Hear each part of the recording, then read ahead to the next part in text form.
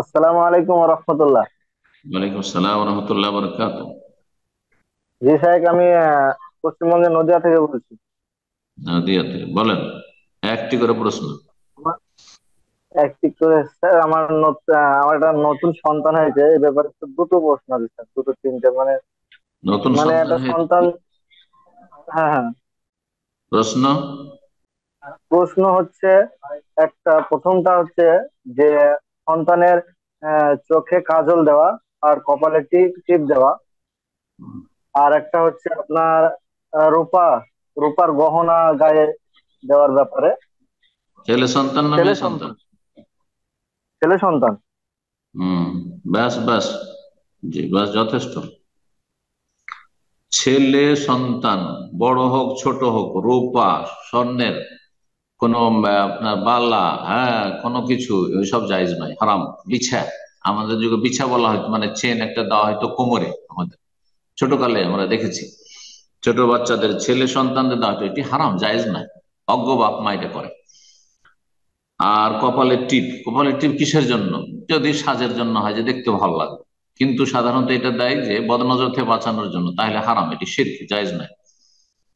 চোখে কাজল দেওয়া, চোখে কাজল দেওয়া দেখতে সুন্দর লাগবে, কিন্তু এই কাজল যে কালি, এটা তো চোখের ক্ষতি করবে।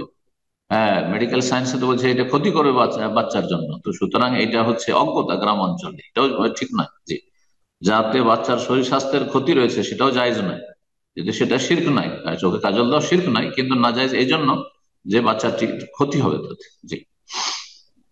আসসালামু আলাইকুম। ওয়ালাইকুম আসসালাম রহমতুল্লাহ বরকাত। শেখ, কেমন আছেন আপনি? জি আলহামদুলিল্লাহ। বলেন কোথা আমি থেকে? আমি দক্ষিণ দিনাজপুর হরিরামপুর থানাতে বলছি। মাশাআল্লাহ, বলেন, প্রশ্ন বলেন। আমার প্রশ্ন হলো যে, যেমন আমাদের পশ্চিম বাংলায় এখন মুয়াজ্জেম এবং ইমামের ভাতা চালু হয়েছে। জোরে বলেন, আহ, জোরে। আমাদের পশ্চিম বাংলায় যেমন মুয়াজ্জেম ইমামের ভাতা চালু হয়েছে, হুম হুম। তো ইমাম মুয়াজ্জেমের যে ভাতাগুলো পাচ্ছে, তো উনারা তো বেশি শিক্ষিত না, এবং কি উনারা আজান দিতে পারে। এমন এমন মুয়াজ্জিন আছে, আর এমন এমন মুয়াজ্জিন আছে সূরা ফাতিহা ভালো করে পড়তেও জানে না, ওরা ইমাম হুম, হয়ে রেখেছে। ওনাদেরকে এখন যদি বলা হচ্ছে কি আপনারা তো আর জানেন না, তো ভালো আলেমকে রাখা উচিত। তো এখন হুম, হুম। গ্রামবাসী যে বলছে, তো ওরা বলছে না, যাদের রাখা হয়েছে ওরাই থাক। এমন এমন হুম। গ্রামে আছে, ইমামতি জানে না এবং নামাজও পড়ে না, এবার ইমামের বেতন খাচ্ছে, তো ওগুলার বেতন কি হবে? ওটাই আমার নামাজ জানা। পড়েন আবার এমাম এমাম ভাতা নিচ্ছে? হ্যাঁ, নামাজও পড়ে না, এমন আছে। আউযুবিল্লাহ, হারাম হারাম।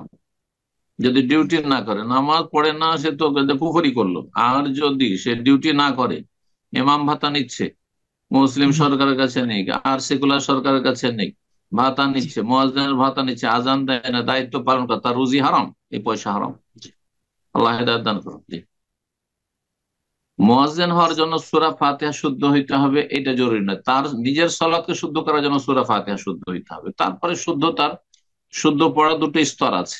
একটা হচ্ছে ফরজ স্তর, যে অর্থ না পাল্টে যায়, মাখরাজ ইত্যাদি যেন ঠিক থাকে, হরকতে যেন ভুল না হয়, জের জবরে ভুল না হয়, যাতে অর্থ পাল্টিয়ে যায়, না হলে নামাজ নষ্ট হয়ে যাবে, তার তার নামাজই হবে না। আর আরেকটা হচ্ছে অলংকার পূর্ণ যেসব তাজউইদের কায়দা কানুন রয়েছে, যেমন এজহার, ইখফা, গুন্না, মদ, এগুলো তো অর্থ পাল্টে না।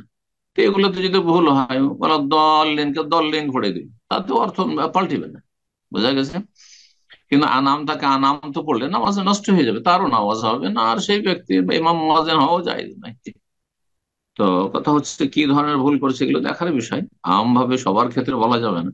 বাকি কথা হলো যে যে ব্যক্তি ইমামতি করবেন তিনি যোগ্য হবেন। অযোগ্য ব্যক্তি ইমাম ভাতা নেবেন অথচ তার ইমামতির যোগ্যতা নেই, এভাবে রুজি হালাল হবে না। যোগ্য ব্যক্তিকে সেই চাকরিটা দিয়ে দিতে হবে। বোঝা গেছে? সেই কাজটি যোগ্য ব্যক্তিকে দিতে হবে, কারণ আমাদের সমাজে অনেক যোগ্য লোকেরা আছে, যাদের তেলাওয়াত ভালো, যাদের তাজবিদ ভালো, বা যাদের কোরআন মুখস্থ আছে, যারা কোরআন হাদিসের আলেম, তারা এগুলোর বেশি হক রাখে। কিন্তু এটা এক সরকারি চাকরির মতো হয়ে গেছে, যে যত বেশি সোর্সের মাধ্যমে আহ, পারে, সোর্সের মাঝে যার যেখানে সোর্স রয়েছে, সেখানে সেই সোর্স দিয়ে সেই চাকরিগুলো বা ভাতাগুলো নিয়ে নিচ্ছে। তো এইভাবে তো আর রুজি হালাল হয়নি। আল্লাহ হেদায়েত দান করুন।